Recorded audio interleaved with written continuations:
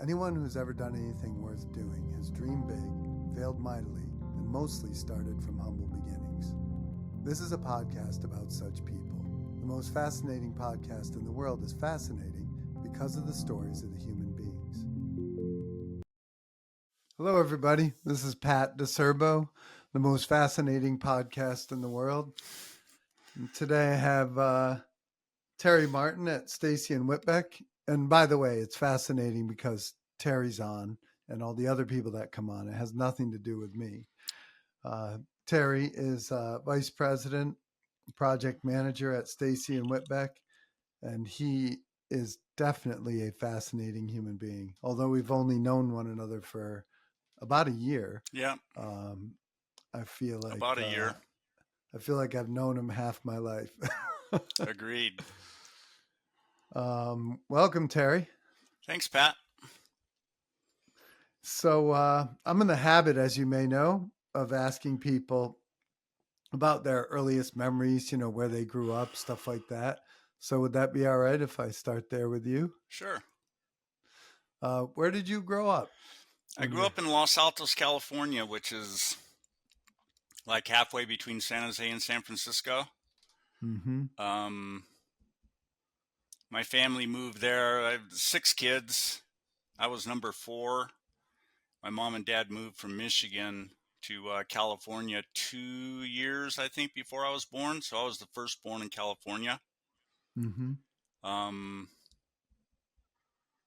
Yeah, my dad was anybody who knows Los Altos now, like Mm-hmm. I always have to qualify it when I feel like I have to qualify it when I say I grew up there, because it's kind of especially after the .com boom, it's a really wealthy town. But at the time, it was more of a working class town, or sort of, at least in the flats. My dad was a bricklayer. We had 6 kids, and my mom was a homemaker. That you wouldn't be able to do that nowadays. Well, you wouldn't have been able to do it even 30 years ago. But yeah, I grew up.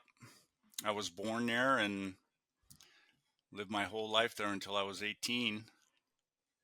Mm-hmm.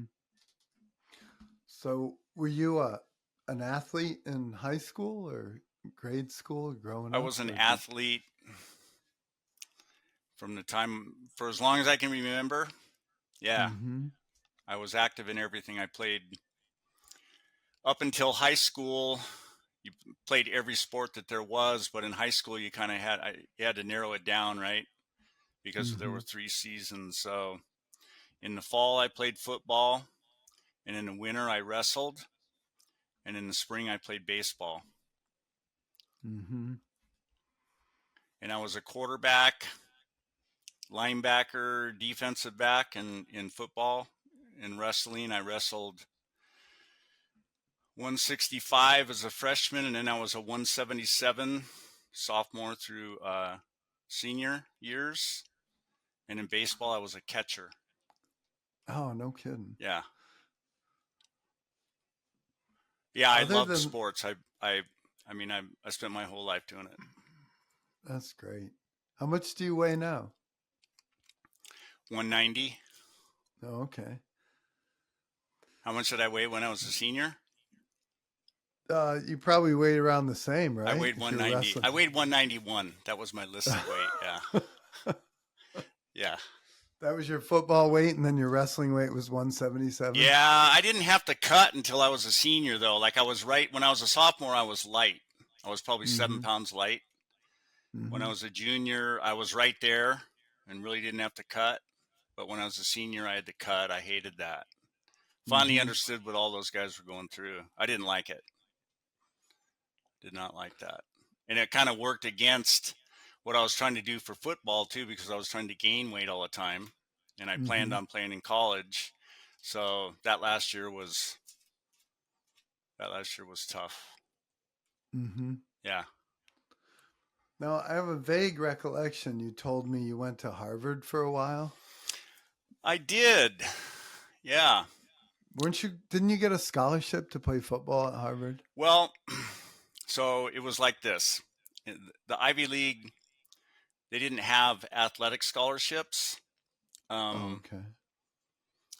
But I was in our quad at high school one afternoon, and the the secretary lady kind of came out looking for me, and she said, "You've got a phone call." And I'm like, I'd never ever gotten a phone call at the school, so I go in and answer the phone, and this guy says, "Terry, I'm Joe Restick, head football coach at Harvard. Um, had you ever considered coming to school here?" And I'm like, um, "No, I hadn't. I had not." And I said, "Aren't we like kind of past the?" I think I'd made 2 applications for college at that time. I really wasn't that keen on it. I was a good student, but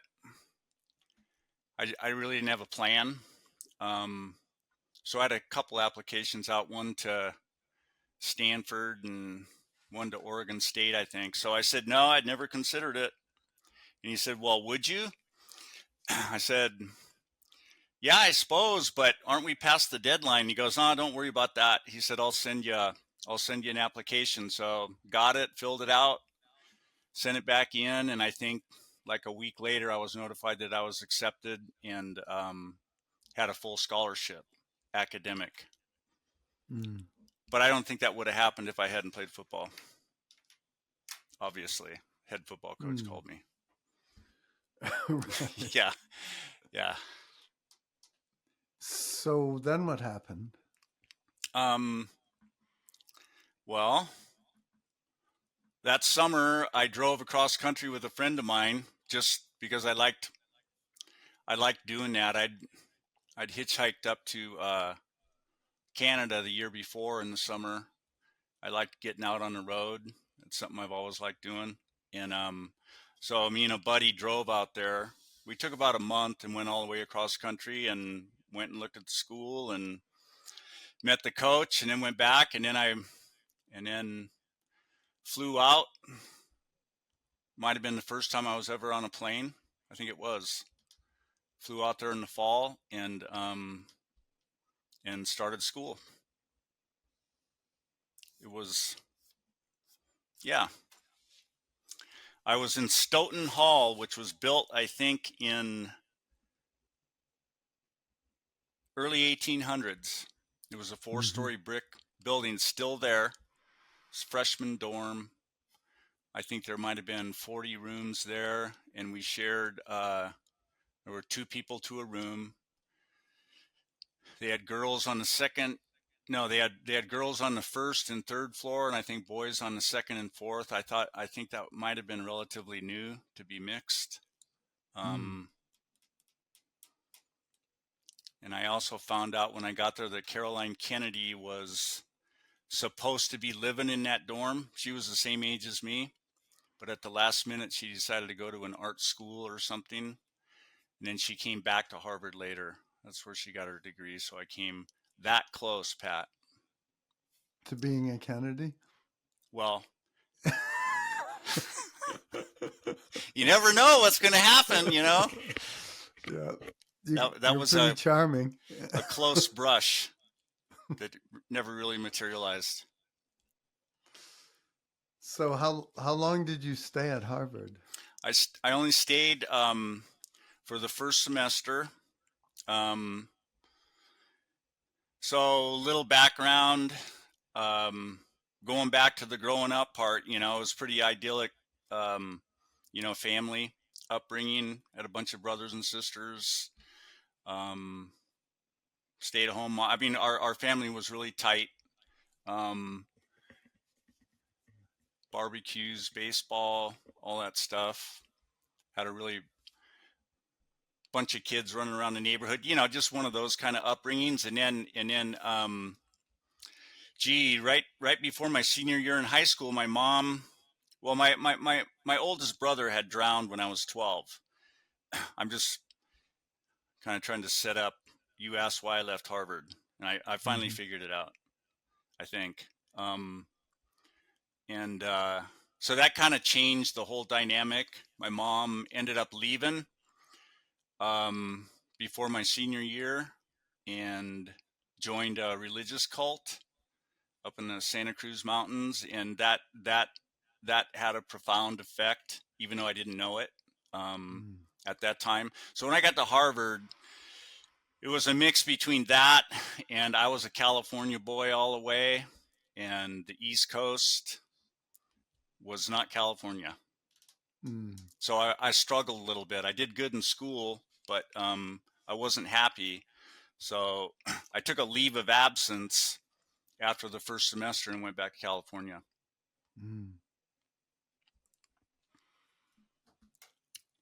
So you came home around Thanksgiving or something, or Yeah, in it was January probably after the first. it was in December, I'm sure, because I completed that first semester. I took didn't have to declare a major yet. I took astronomy, East Asian studies, a linguistics class, and Spanish. Those were my classes. How's your Spanish? You know, it used to be really good. It used to be really good because when I left Harvard and I didn't fly back, I took a Greyhound bus. They had a $50 pass that you could go anywhere, and loaded up on a bunch of food in a cafeteria and hopped on a Greyhound bus and went back to California. And then I worked for a little while for my dad to earn some money, and then I went on the road again and hitchhiked down to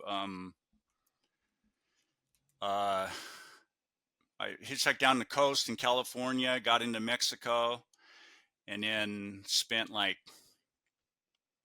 I don't know, 5 or 6 months in Mexico and ended up in Guatemala.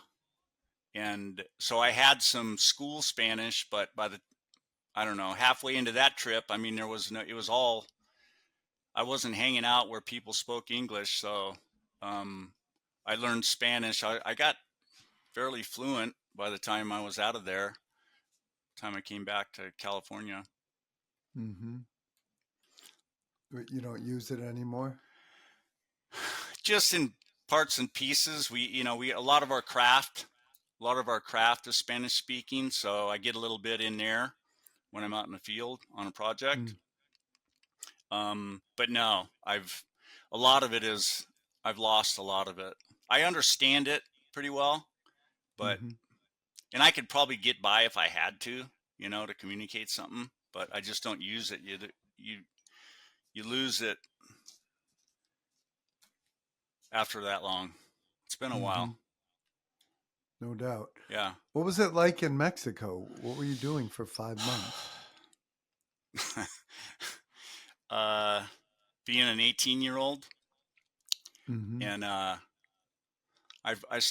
just love to be in new places and see new things. And I was traveling by bus. I wasn't hitchhiking at that time. I would just get on the buses with everybody else. And I went down the coast first, and then I went inland, and then stayed inland. I would just meet people. I'd stay in pensions, and I'd meet people, and I'd walk around town, and met a lot of people. Sometimes I'd stay with them, but it was really just, I was just road tripping. And finally, I met when I was down in the southern, I was getting down to the end of Mexico, and I was on a bus with this young couple. And they lived in Guatemala, and they invited me over to their house, so I said, okay. So I stayed on the bus with them in I think it was Guatemala City, and they had they owned a shop, a tienda, and they had a young family. They had a couple of really young kids, and so they ran the shop, and then they lived upstairs, and they gave me a room, and I just kind of worked for them and did chores and whatnot, and kind of became part of their family. I mean, I was there for maybe a month, and And I was actually, yeah, I was actually thinking, well, gee, this isn't a bad life at all. Um, but there was something that was kind of yanking me back, I guess, and so I eventually returned and went back and became a bricklayer. That's how I made my So, living. so you worked for your dad initially, or no? I did. Yep.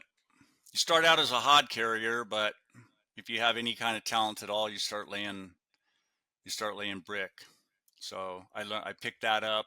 So I was a bricklayer fairly short order, and and uh, and then he kind of retired, moved up into the mountains, and I started my own little business. Probably had 4 or 5 employees, and I worked up and down the peninsula doing custom masonry, which was a lot of patios, fireplaces, stonework, brickwork for rich people. Is kind of what I Mm-hmm. did. I think I did that for like 11 years, 12 years. What was it like? Bricklaying? Well, working for rich people, bricklaying. I loved it because Mm-hmm. they would have an idea about what they wanted to do, right? Sometimes they would have a design and sometimes they wouldn't.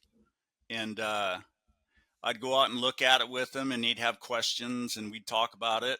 Um, so the interaction kind of started right there. Um, and I think generally they liked me and so yeah, we sometimes I helped design, what they wanted to do, and I enjoyed. I liked the fact that I was outside all the time. I liked using my hands. I liked visualizing stuff and a built product ahead of time, and then thinking it through and getting a mental work plan developed, and then taking a group of guys and going and executing it, and we were really good. um, I liked being able to see what we built and walk away and be proud of that. um, and we drank a lot of beer after work. It was a good Mm-hmm. life. It was a good life. I enjoyed the hell out of it. Mm-hmm. Yeah. And the guys that worked for me, I went they were either my brothers. I had 2 brothers, or they were guys that I went to high school with. So um, it was a social thing as well as a way to make money. Mm-hmm. And at that point, after doing that, how many years did you say? 5 or 6 years? No, it was like I think 10 or 11. Oh, wow. Yeah, So yeah. you're in your late 20s at this point. At this time, yeah, late 20s, early 30s. And you decide, were you single or married at that point? I got married when I was 27, Okay. and I had bought property up in the Sierra Nevada mountains in California, and Mm-hmm. probably when I was 23, I had 6 acres up there, and used to Mm-hmm. go up there and just kind of hang out. And but ultimately, I wanted to build a house. So after we got married, we lived in the Bay Area, and I continued to do my little masonry business. But probably when I was 30, 29, 30, decided to move up there and do that. So I went up there and restarted my business up in the Sierra foothills. Mm-hmm. My wife and I we started out just living in a camper. We had a camper, a picnic table, and a fire pit. And that's where we lived. I ran Romex down from my neighbor's house so that we had something to plug into. That's how we started. Then we graduated to a like a 16-foot trailer with a 12 by 8 bedroom shed that I built with a canopy between the two of them, and that's where we lived. And then finally got around to building. I got the business going, and then we built a really nice house, 3-level house with a bunch of brick on it. And I thought, okay, I had a son by then, and we had a son named Tyler. And I said, okay, this is going to be the rest of my life. We're just going to stay right here. And then what happened?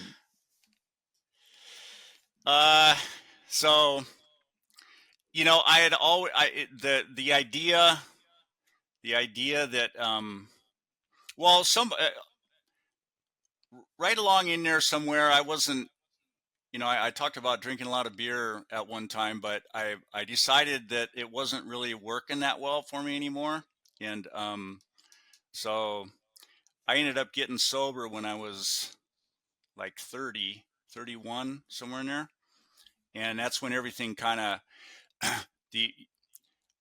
the idea that I had walked away from a full scholarship at Harvard kind of bugged me.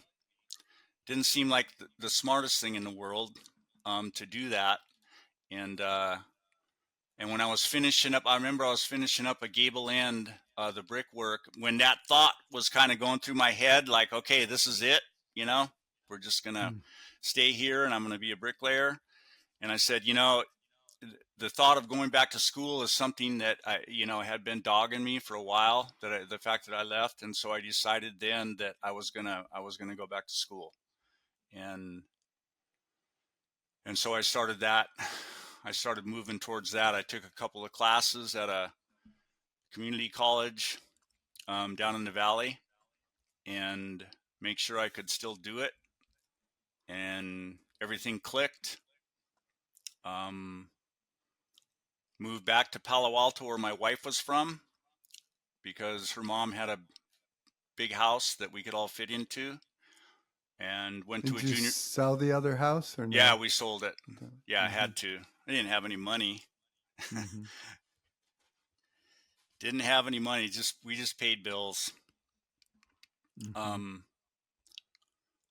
So yeah, I got back to Palo Alto and went to a junior college there to kind of get started. And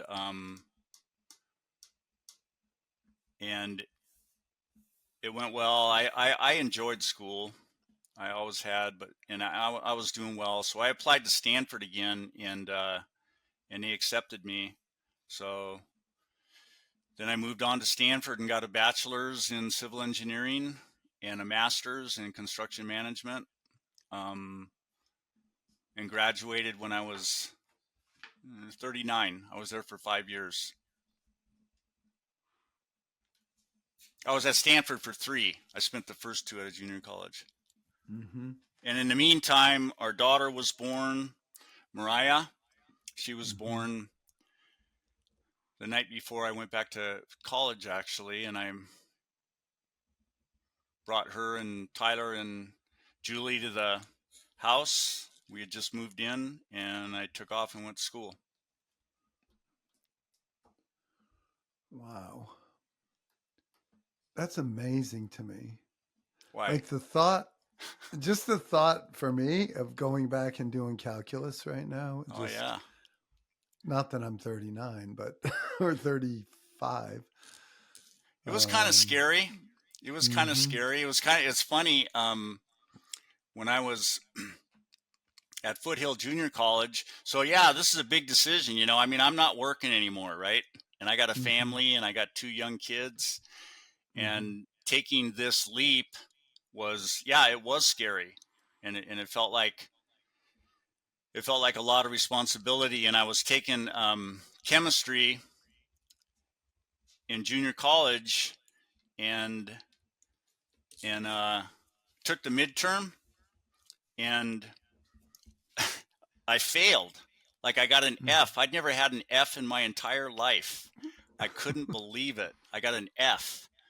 And I remember going out to the parking lot, sitting in my truck, and I was thinking, okay, how am I going to restart my business? You know, because it had probably been a year, and I'm thinking, okay, how am I going to restart it? I got, you know, I'm not going to make it. Can't get Fs. So I was actually considering dropping out and going back to bricklaying, right? Restarting it there. And I probably sat there for an hour going through it, and I go, no, you got to go back and figure it out. Go back and figure it out. Somehow I was going to figure it out because I didn't. At that point, if I had quit, that would have screwed me for the rest of my life. I knew it would.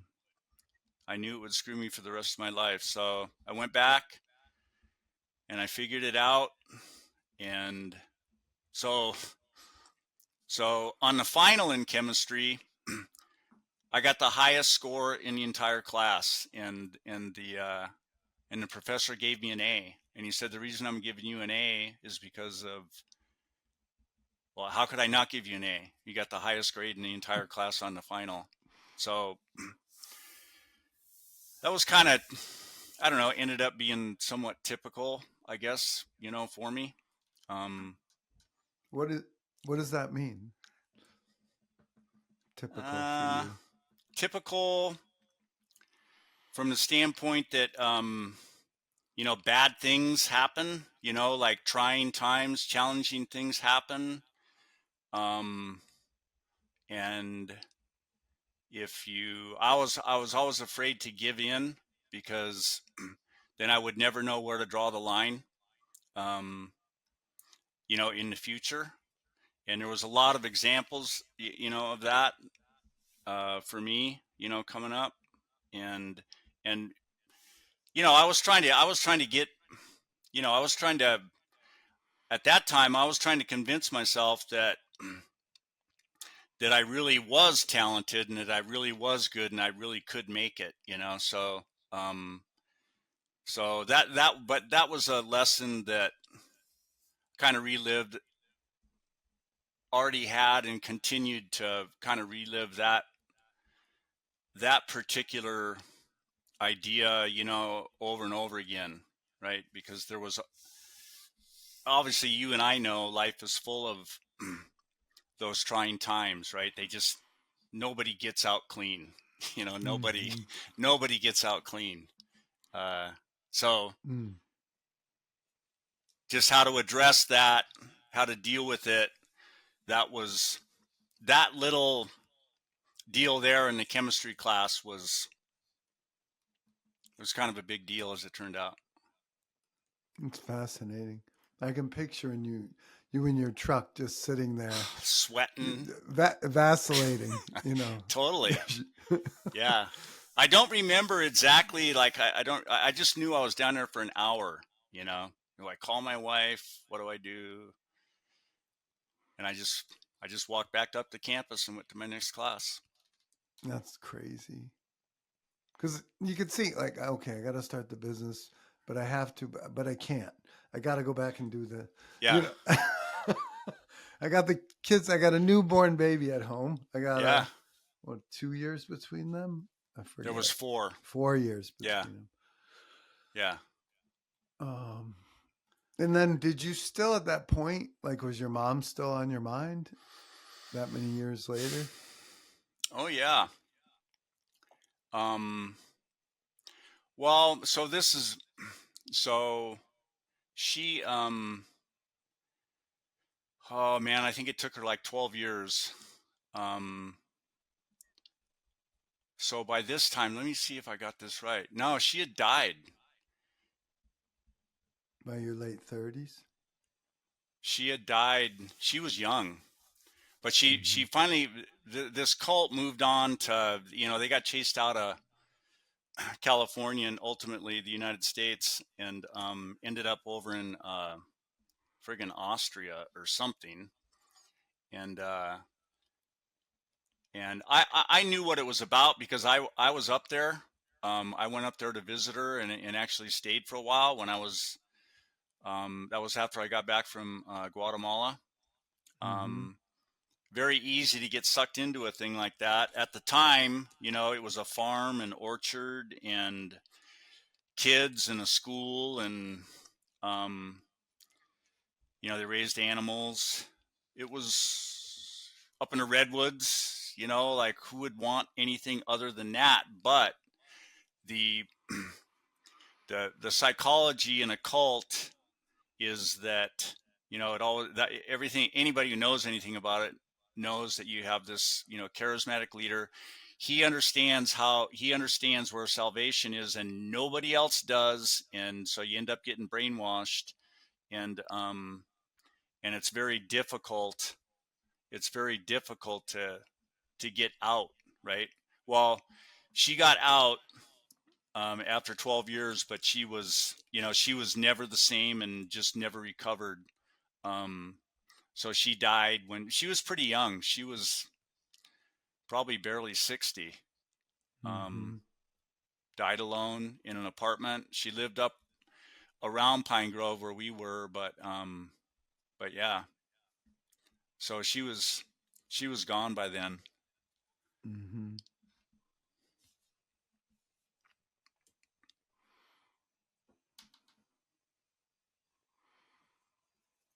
So you graduated from the master's program.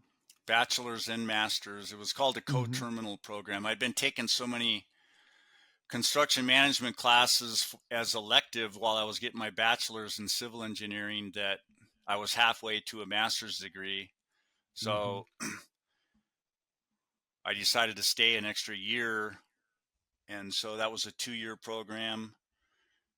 And so I got both of the degrees done in year 5. Um, yeah, and graduated. It was 1997, I think. What did you do right after college slash grad school? Um, I knew I was going into construction and I wanted to get into big construction because it fascinated me. And Granite Construction was based right over the hill in Watsonville. But man, I came really close to. I did an internship with Kiewit um, before my last year at Stanford. Worked on the Yucca Mountain Tunnel in Nevada. That was that was a trip. Um, Mm-hmm. And so I had some good offers out there, but I just wasn't sure. I had one from Kiewit, I had one from Floor. I was getting ready Mm-hmm. to make a decision, and this guy Joe McGowan from Granite called me, said, "Hey, we want you to come to work." And I said, "Well, shit, I'm about ready to sign an offer." And he said, "No, just come on over." So I went over there, interviewed with him, and kind of liked what I was seeing, but I said I want to talk to the head guy. It was Pat Costanzo. A lot of people, I mean, he's been out of the biz for a while, but Pat was a great man. He ran the heavy division at Granite for a while, and it was still based in Watsonville at that time. So I said I want to talk to Costanzo, and so I went back over there um, the following week, and was having a conversation with him. It was kind of funny because my family, my wife and kids were out in the car in the parking lot, and I'm talking to Pat, and he mentioned something about my family. And I go, yeah, they're right outside, and he goes, well, hell, bring them in. So I went out and got them, and my kids were like, I don't know, they were little, and they were running all around the office and shit, and my daughter was like under his desk, scrambling around, and I couldn't control him. And so we so we got to the part about price, you know, and I was brand new, so I wasn't I mean, I was going to work as a field engineer, just like any young college graduate was. But I said, I got more going on than that. And,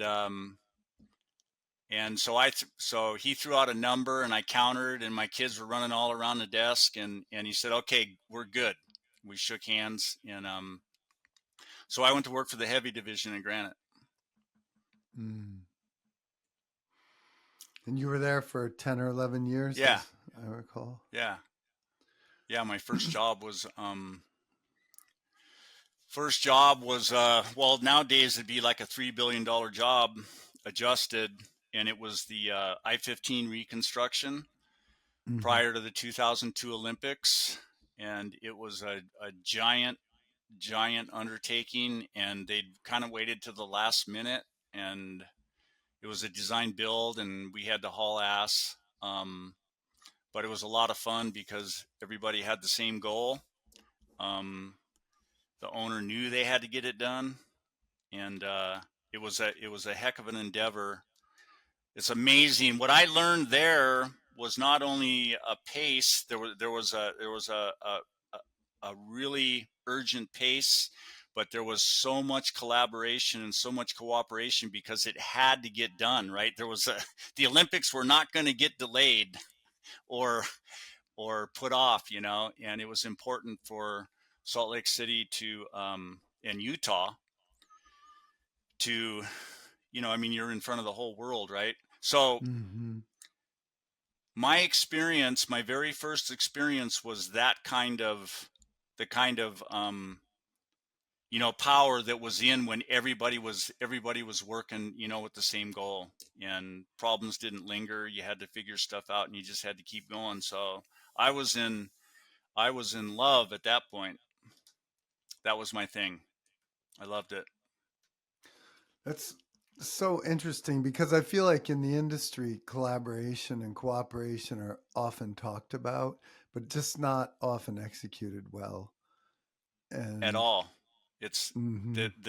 it's kind of a setup, you know, in our industry, the way in a lot of cases it's a setup, um, because you know, especially low bid work, um, because I mean, it's a tremendous competition. You know, you got small margins, um, and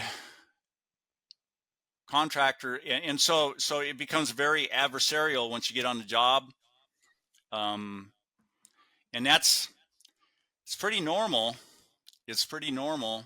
Um, and I've been fortunate enough to have only worked on alternate delivery. I've never worked on a low bid job ever. I've only done design build, CMGC, and progressive design build, which the thing that all those have in common is that there's always a pre-construction period, right, where you're designing and figuring out the job, and that's an opportunity to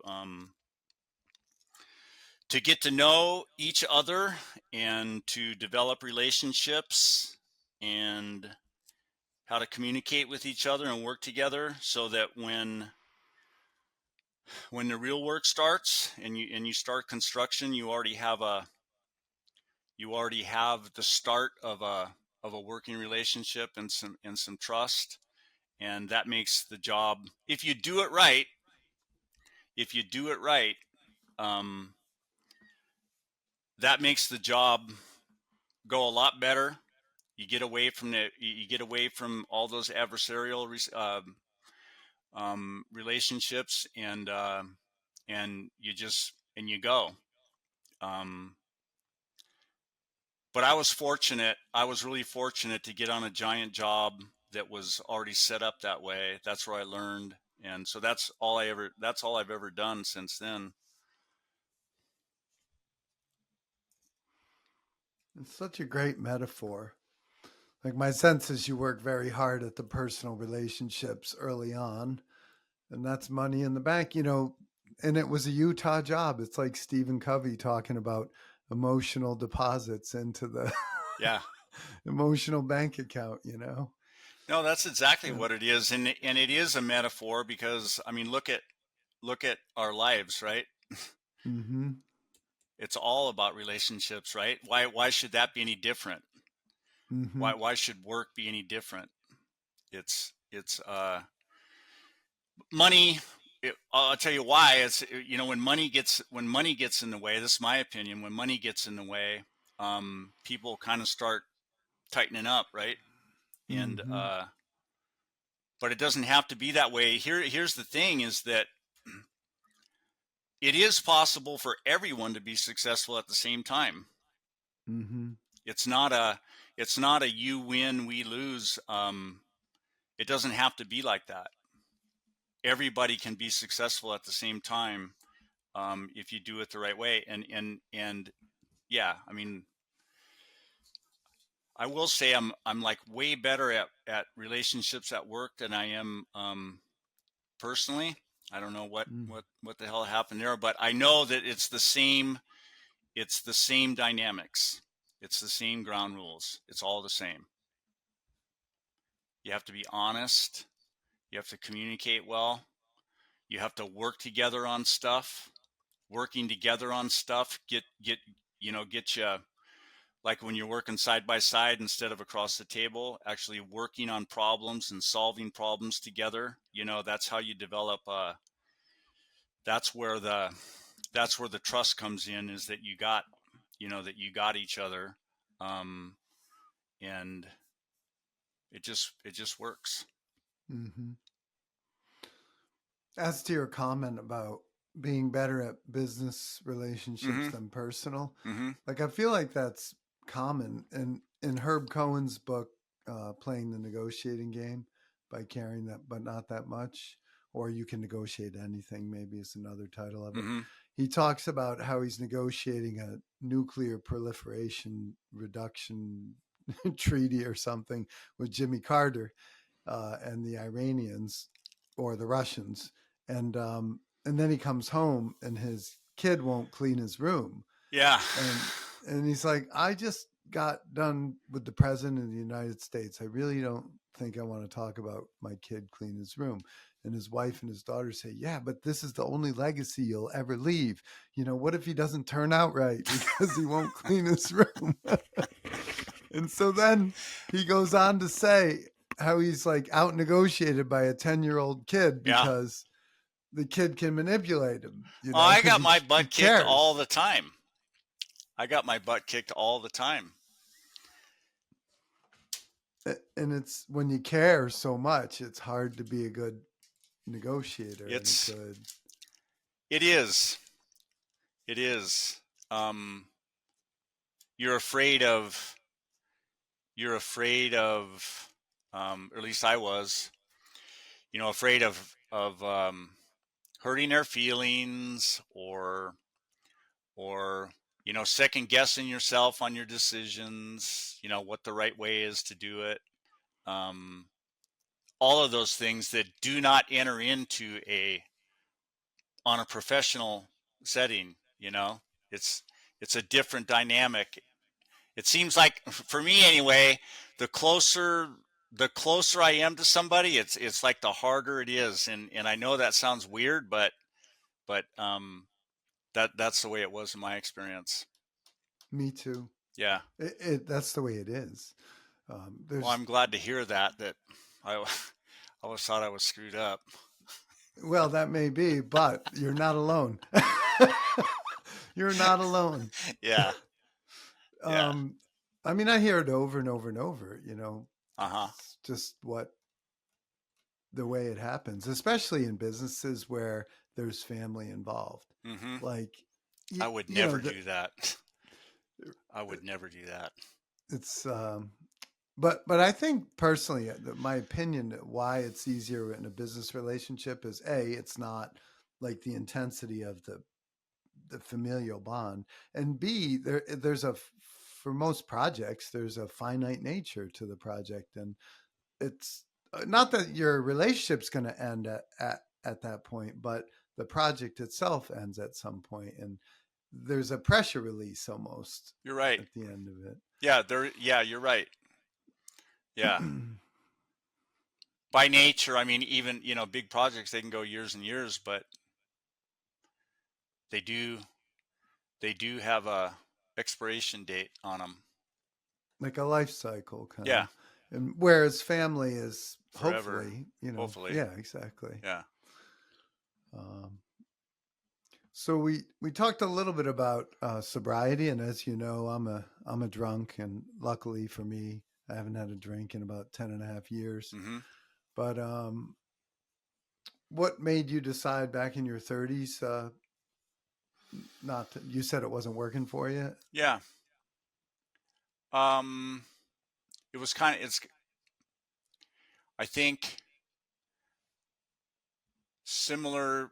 Well, my decision to go back to school, um, it, there was some similarities there. I I felt like I had a lot of potential. I felt like I was talented. I felt like um, I wasn't I wasn't doing as well as I could be. Um, I felt like there was a lot more out there, and I was limiting myself.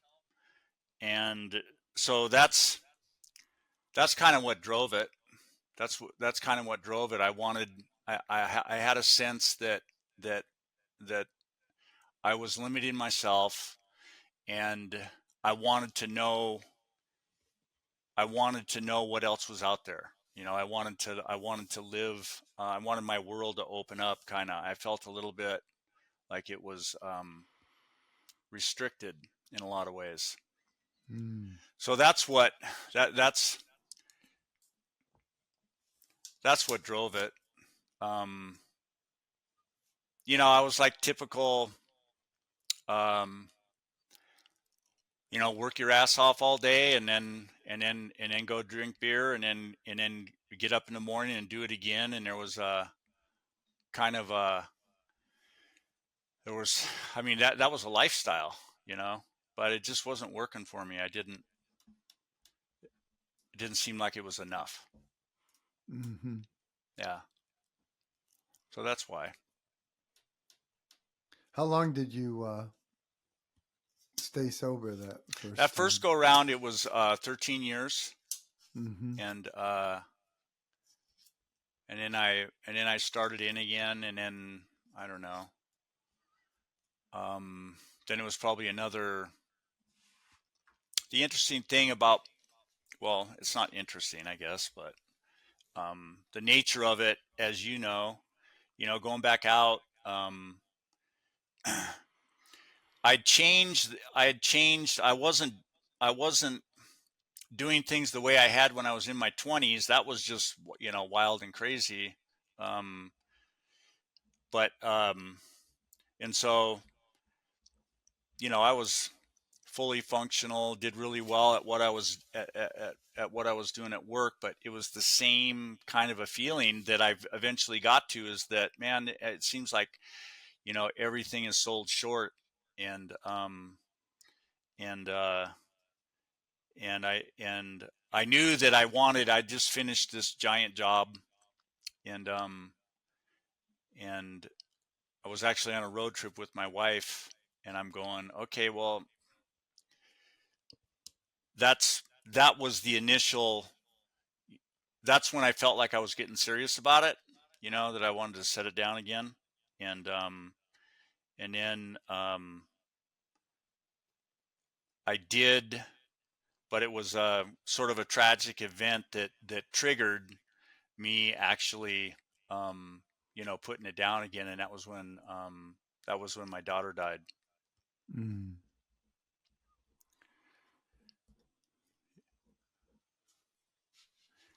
Was it before she died or It was after? before. Here's the thing, is that like, so Mariah,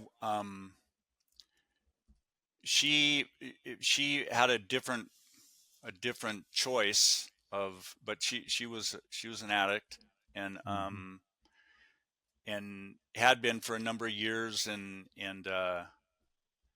but she would go in and out, right? And when she wasn't, she was double biology, uh, chemistry major who got straight A's, and when she was in, she was a mess. Mm-hmm. And so she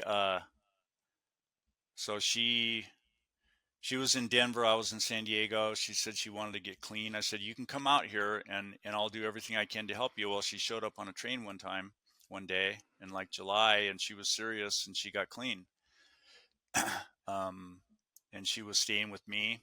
Um, and then when I finished up the job, I had to go, I was, that last year was kind of a bear. So I went back home and, asked her if she's going to be okay. And she said, yeah. But then in a phone call, I could tell when I was talking to her that she had, you know, gone back out. So I got on a plane and went back to San Diego, and I was scared shitless. I Mm. really was. I really was. And so that's when I decided that if I'm going to be any help to her at all, I gotta be, this is it for me. So that's when I stopped again, and that was but she she didn't have another recovery in her, and 25 days later I uh, found her in the living room, face down in my apartment when I woke up in the middle of the night, and she was gone. Mm. It was, yeah, that's anybody who's lost a child under any conditions, knows what I mean when I say that was like the hardest thing that's ever happened to me. That was that was that that has taken some doing to to to work through for me. Mm. It really has.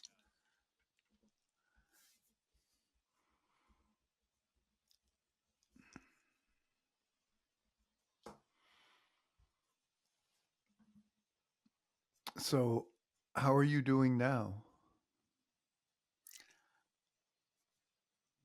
I am doing. I can honestly say that I'm doing as well as I ever have in my really, in my life. I feel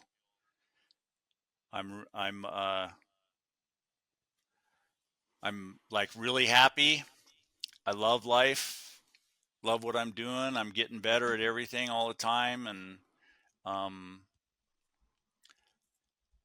and a big part of that is because I had to change. I had to change. If there was things that if there were things that I wanted to experience, and I had to start paying attention. I mean, I was good at what I did. Was really good at what I did and what I chose to pay attention to, and it's just a matter of starting to pay attention to other things, right? That's what it's been about. And Mm-hmm. and so uh to relate to personal relationships, to anything that wasn't work, um because I paid a lot of attention to that. And so it's Mm. been just a tremendous growing experience for me for the last 2.5 years. It's just been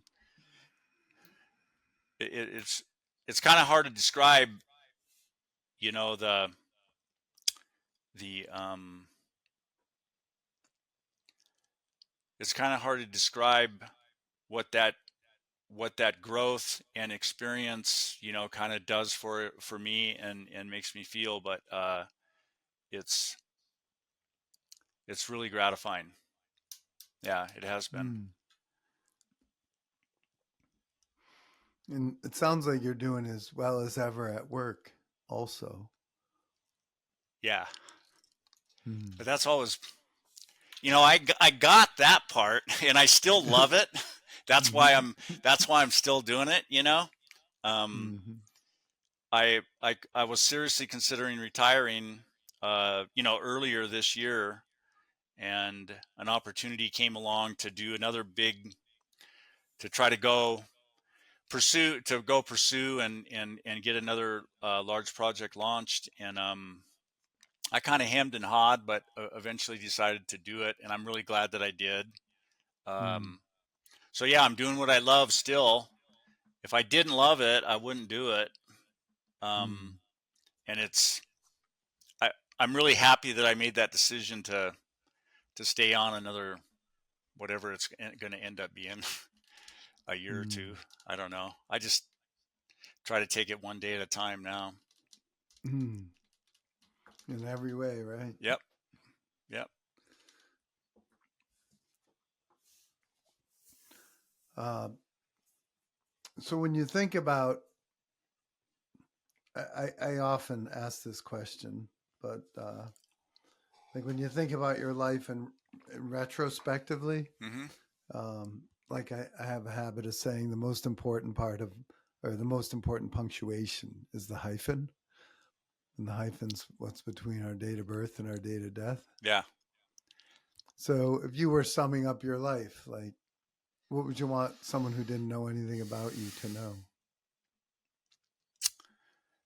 What would I want somebody who didn't know anything about me to know? Um, that hyphen's like really short at the. That hyphen is really short. It probably until, I don't know, there's a period of time where I thought, that I think I really believed I was going to, like live forever. And I'm kind of glad. I mean, I have absolutely no regrets at all.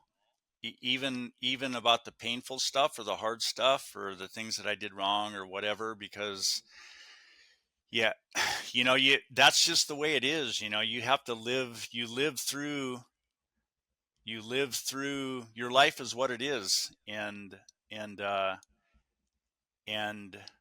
what I would say is that I always I always was I was always searching for, the next best thing, and always pushing my limits, and wanted to be, well, okay, I always wanted to be the best at everything that I ever did, and I always wanted to have the greatest experience. um, I didn't want to miss anything, and I think it's um, and for this little short hyphen, as it turns out being, I think that's what I would want somebody to know, is that I was always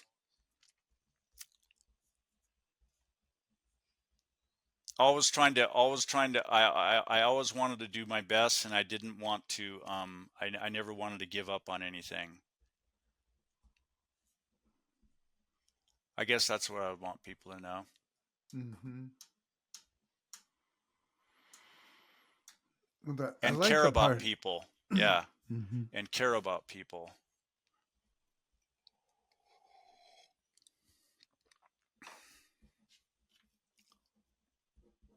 I really like the part about the chemistry test because it's like a seminal moment. Like it was like the Yeah. fork in the road.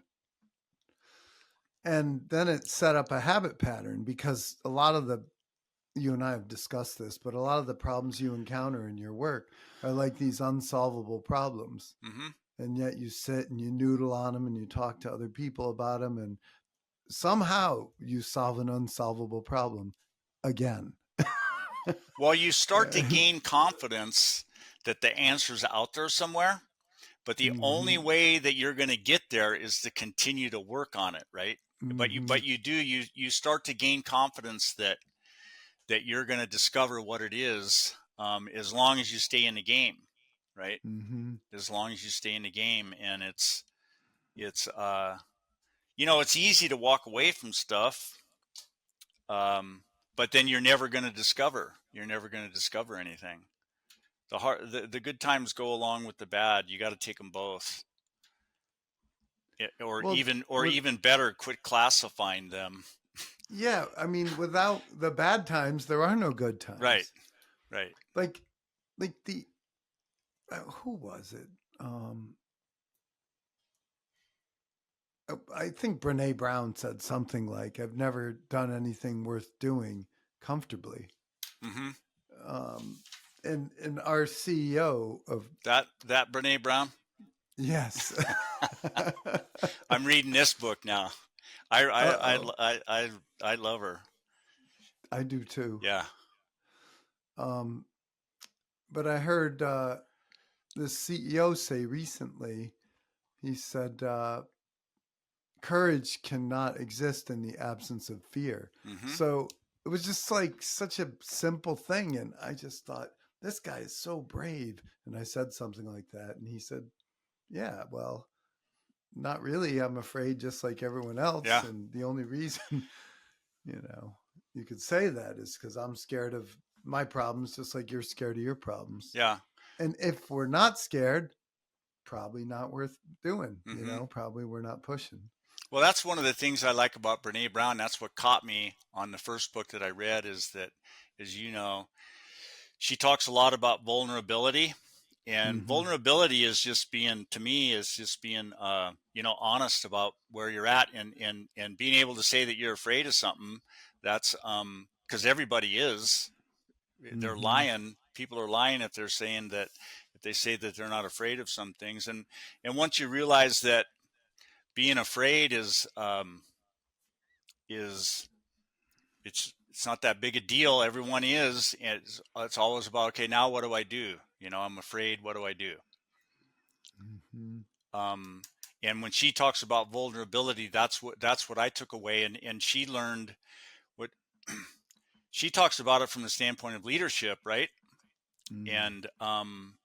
And I think that people will line up behind somebody who is not afraid to be vulnerable because they can identify with that. Mm-hmm. They can identify with the honesty of it and with the transparency of it. And so the first book by her that I read, Dare to Lead. I never read leadership books. They all say the same thing, but she was not saying the same thing. She was coming at it from a completely different angle that I had I never agree. heard before. And so I say, like, I've been saying the same stuff since the mid 90s. Hmm. And then I read her stuff and I Yeah. was like, she stole my material. I'm like the only person that ever talks about this stuff when I do public speaking. Yeah. And then I heard her YouTube TED talk. It Hmm. was it's not long. It's like 7 minutes, 8 minutes. Yeah. And I thought, oh my God, she got right to the root of it Yeah. so quick. Yeah. Yeah. She has an And interesting story too. I hadn't in this book. She's talking a little bit about herself and how she. You should interview her. I'd like to. You should. That would be a good one. Anyway, she's talking more about herself and what she went through through her life. Like a kid in Texas. Yeah, yeah, and so it all kind of makes more sense now. Mm-hmm. Like how did she Mm-hmm. how did she become who she is? And she was, I mean, she was going down her own road, right? Mm-hmm. She was going down her own road. And what makes a person courageous enough to blaze their own path, right? What makes a person that courageous? Because she was scared shitless. She had a Mm-hmm. lot of she had a lot of stuff going on, just like all of us, right? But she learned how to leverage it. Mm. It's a really good story. Which is that the book you're reading now or The Dare to book I'm Lead? reading now, yeah, Braving the Okay, Wilderness. got it. The subtitle is The Quest for True Belonging and the Courage to Stand Alone. Mm-hmm. Yeah. So, is there anything I'm leaving out today? Is there anything you About might like to say, or do you have any questions for me? No, I don't think so. Um, I'm glad that you're my friend. No, not many people say that, Terry. No, thank you very much. Likewise, I appreciate it. If you enjoy the most fascinating podcast in the world, please follow on Spotify, subscribe on YouTube, and follow on Apple Podcast.